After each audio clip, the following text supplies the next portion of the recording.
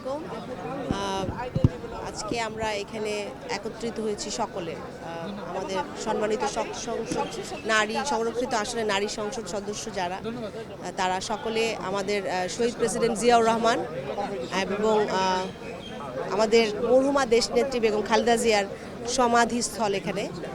এবং আপনারা জানেন আমরা যখন রাজনীতিতে বিগত ফ্যাসিস্ট বিরোধী যে আন্দোলন, সেই আন্দোলনের সূত্রপাত থেকেই আমাদের রাজনীতিতে আসা এবং ফ্যাসিস্টের বিরুদ্ধে তাদের চরম মানবাধিকার লঙ্ঘন যেগুলো ছিল, গুমের বিরুদ্ধে বিচার বহির্ভূত হত্যা, এবং শুধুমাত্র রাজনৈতিক অ্যাক্টিভিস্ট যারা ছিল, রাজনৈতিক সংগঠক যারা ছিল, তাদেরকে টার্গেটেড ওয়েতে যেভাবে চরমভাবে তাদেরকে গুম করা হয়েছিল, খুন করা হয়েছিল, সেই স্বৈরাচারকে উৎখাত করার জন্য বিগত 15 বছর আমরা কাজ করেছি।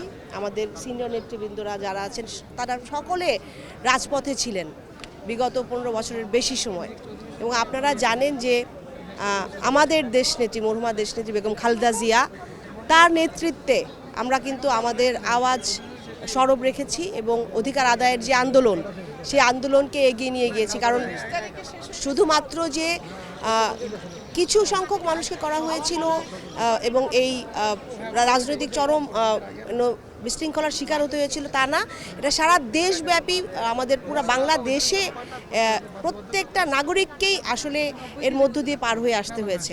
এবং নাগরিকের যে অধিকার, মানুষের বেঁচে থাকার যে অধিকার, তাদের সেই অধিকারটা আসলে লঙ্ঘন হয়ে যায় এবং বিচার মানুষ পায়নি বিগত সময়ে।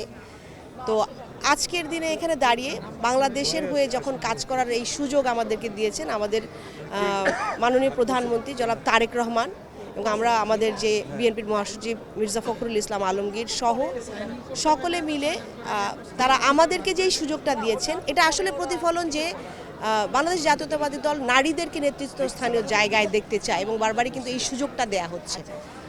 এবং সেই জায়গা থেকে আমরা বলতে চাই যে আজকের দিনে নারীদের যে অবস্থা, আপনারা দেখেন রাজনীতিতে আসার পরে এক রকমের সোশ্যাল মিডিয়া অ্যাসল্টের শিকার হতে হচ্ছে, বিভিন্ন বটবাহিনী দ্বারা তাদেরকে বিভিন্ন প্রোপাগান্ডার শিকার হতে হচ্ছে।